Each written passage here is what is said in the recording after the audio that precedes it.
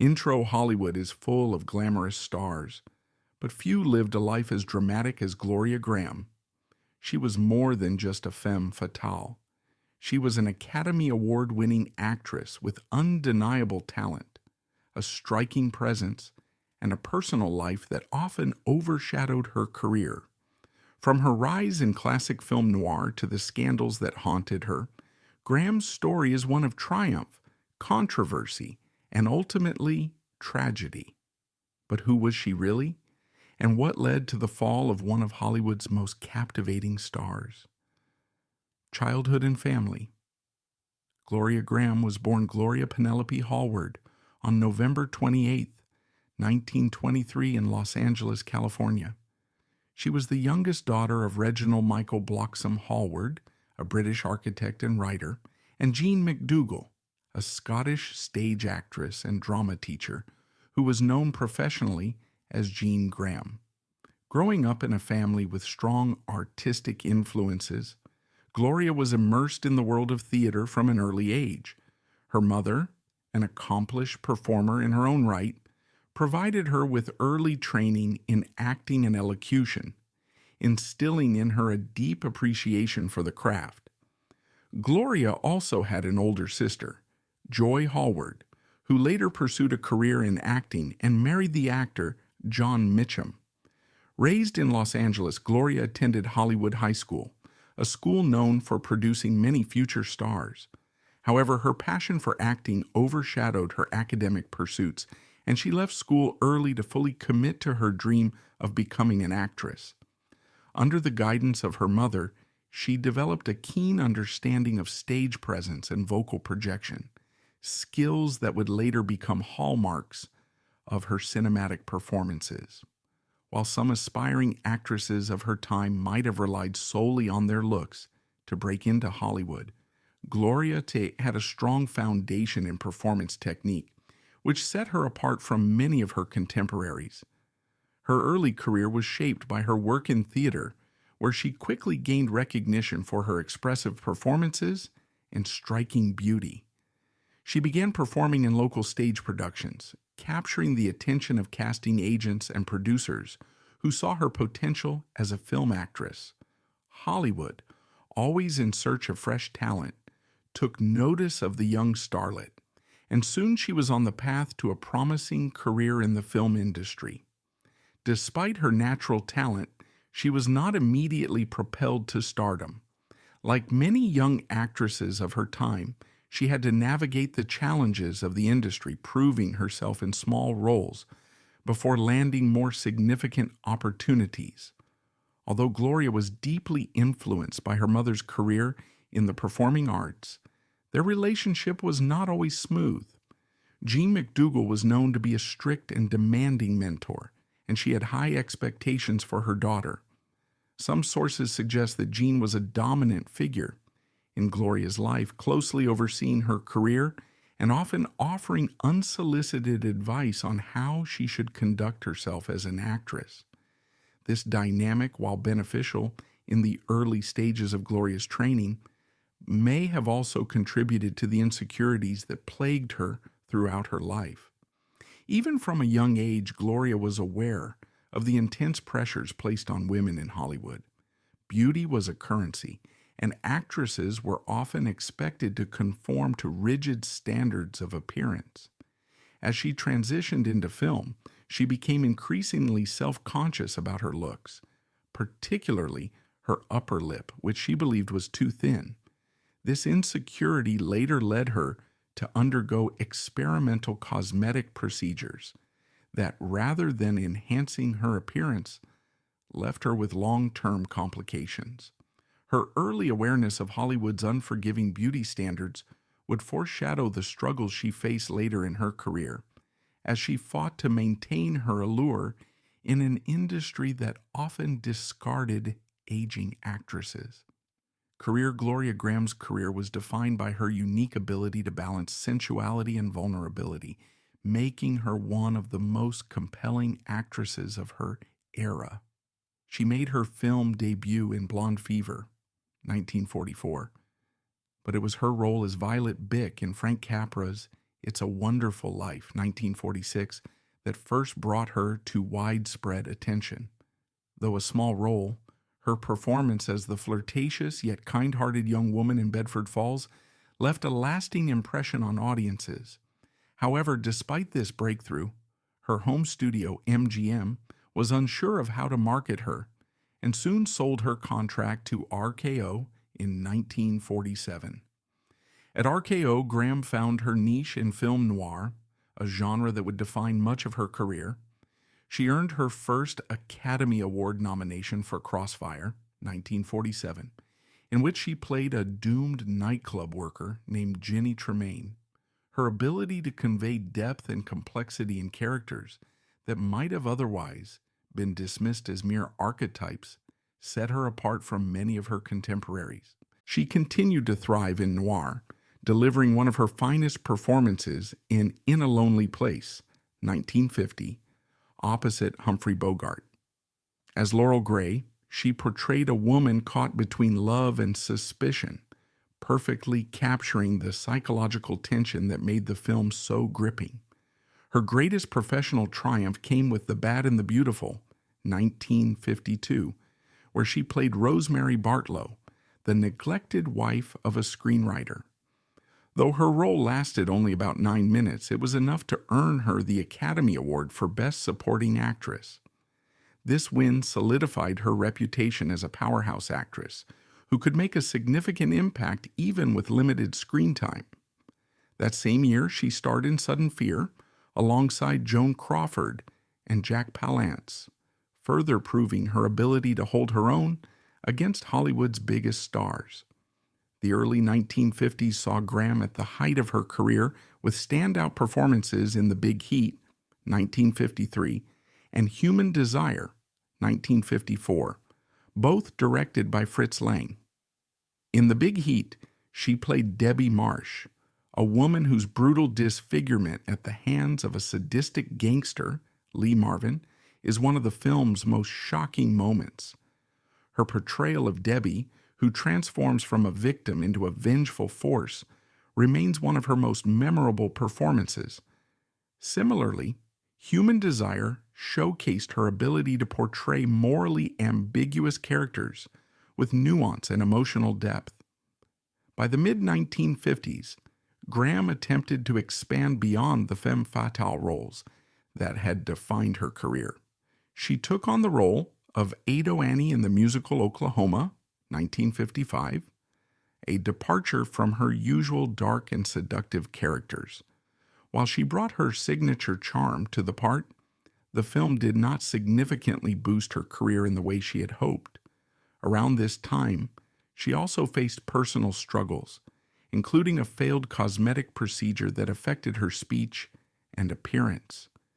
These challenges, combined with changing trends in Hollywood and the decline of film noir, led to fewer major roles. By the 1960s, Gloria Grahame's career had significantly slowed down as the golden age of film noir faded, and Hollywood's preference for younger leading ladies became more apparent.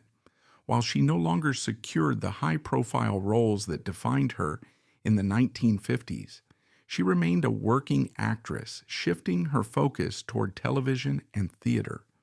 During the early 1960s, she made guest appearances on popular television series, showcasing her versatility beyond film noir. She appeared in Burke's Law, The Outer Limits, and The Fugitive, often playing mysterious or emotionally complex women. Though these roles did not bring the same prestige as her film career, they allowed her to maintain a presence in the industry. She also took on supporting roles in lower-budget films, such as Ride Beyond Vengeance, 1966, a Western starring Chuck Connors, and Chuka, 1967, where she played a prostitute in a frontier setting. These films, while not widely acclaimed, demonstrated her ability to adapt to different genres. As Hollywood opportunities dwindled, Grahame turned to theater, a medium that had always been a foundation of her acting career.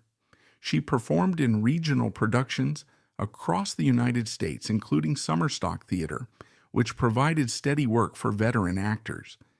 In 1967, she played the lead role in a production of Who's Afraid of Virginia Woolf, tackling the emotionally intense character of Martha, a far cry from the sultry femmes fatales she had portrayed on screen.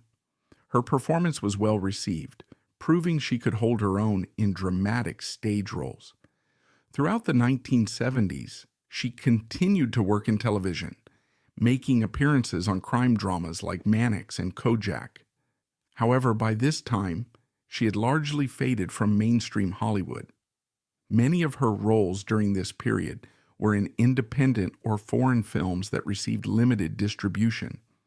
One of her final notable film roles was in Mama's Dirty Girls, 1974, a low-budget exploitation film where she played the matriarch of a criminal family.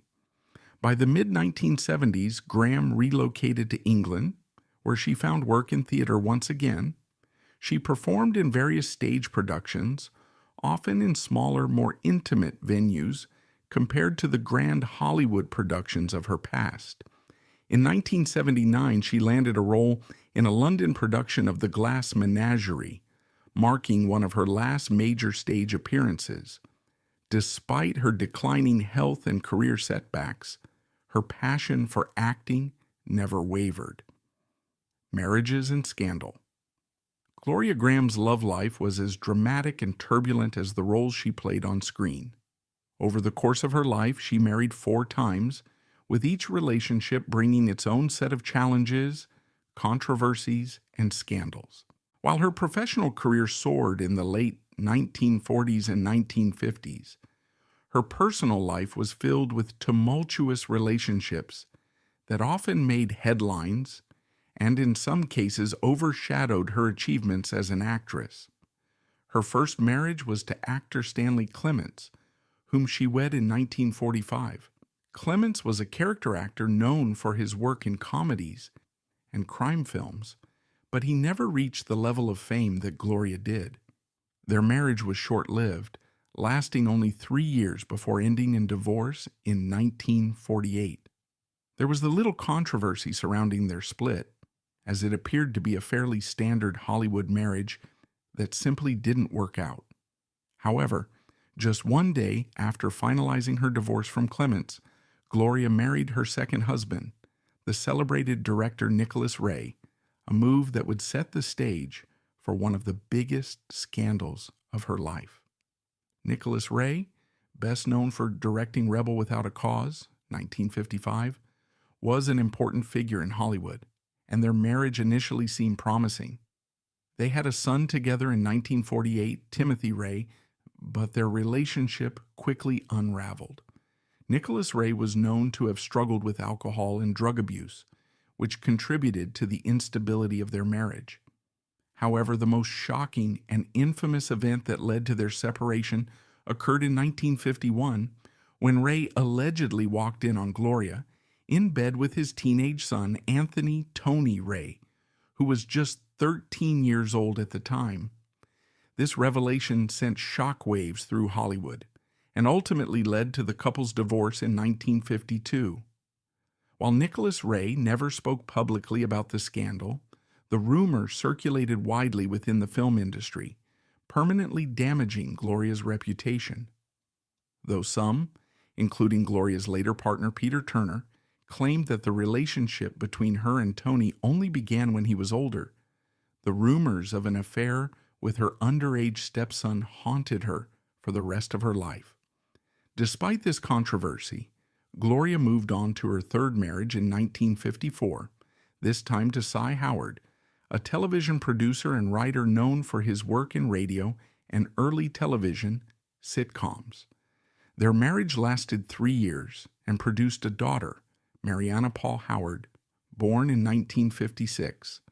However, this union was marked by bitter conflicts, and in 1957, Gloria filed for divorce, citing mental cruelty. Their split was highly contentious, leading to a prolonged custody battle over their daughter. This legal fight, along with the public scrutiny surrounding her relationship history, put further strain on Gloria's mental health and career.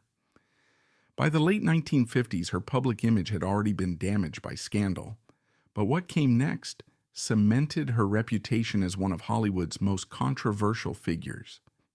In 1960, she secretly married Anthony Tony Ray, the very stepson she had once been accused of seducing as a teenager. By this time, Tony was 23 years old and working as an actor and director. Despite the years that had passed since their alleged affair first made headlines, their marriage was still considered shocking. The couple kept their relationship a secret for 2 years, fearing backlash from Hollywood and the public. However, when the news of their marriage finally became public in 1962, it caused an even greater scandal than before. Hollywood, which had already been wary of Gloria due to her past controversies, reacted with outrage. Double standards were at play. While powerful male figures in Hollywood were often forgiven for their relationships with much younger women, a woman in Gloria's position faced far harsher scrutiny. The industry largely turned its back on her, and roles became increasingly difficult to obtain. The scandal, along with her ongoing custody battle with Cy Howard over their daughter, pushed Gloria to the brink of emotional collapse. In 1964, she suffered a nervous breakdown and was subjected to electroconvulsive therapy, a common but controversial psychiatric treatment at the time. Despite the controversy, Gloria and Tony remained together for 14 years, making it the longest-lasting marriage of her life. However, the damage to her career was irreversible. Hollywood no longer saw her as a bankable star, and she was relegated to smaller roles in television and theater. By the early 1970s, her marriage to Tony had also begun to fall apart. In 1974, they divorced, marking the end of the most enduring but most scandalous relationship of her life. After her fourth divorce, Gloria never remarried. She continued to work in theater and smaller film productions, but her days as a Hollywood star had long since faded.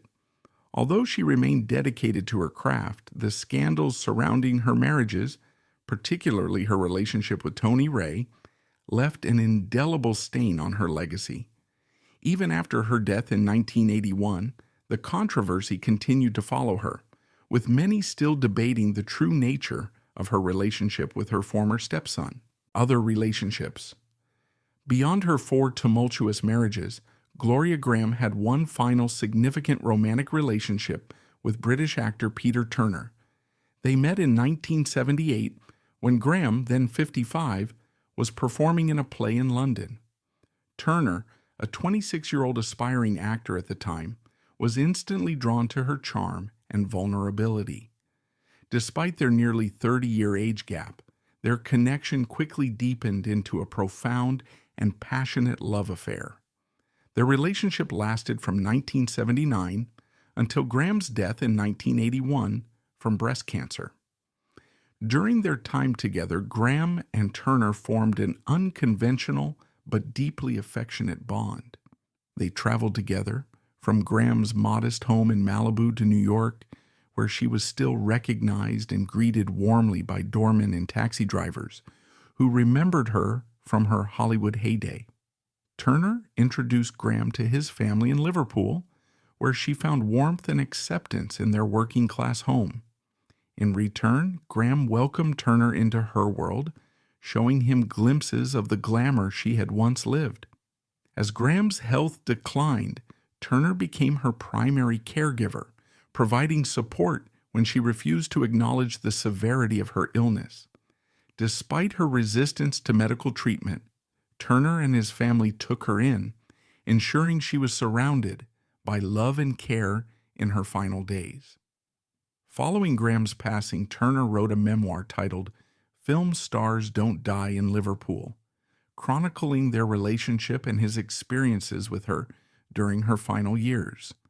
The book was later adapted into a 2017 film of the same name, starring Annette Bening as Grahame and Jamie Bell as Turner.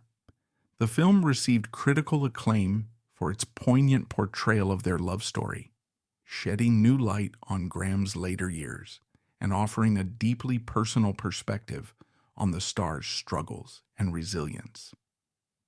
Death.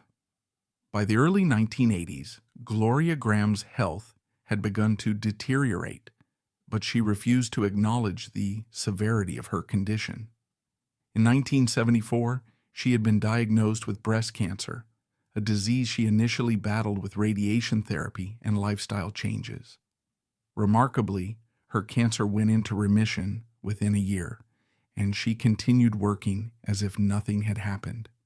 However, by 1980, the cancer returned, though she refused to accept it. Convinced that she was fine, she declined further medical treatment, choosing instead to rely on natural remedies and sheer determination.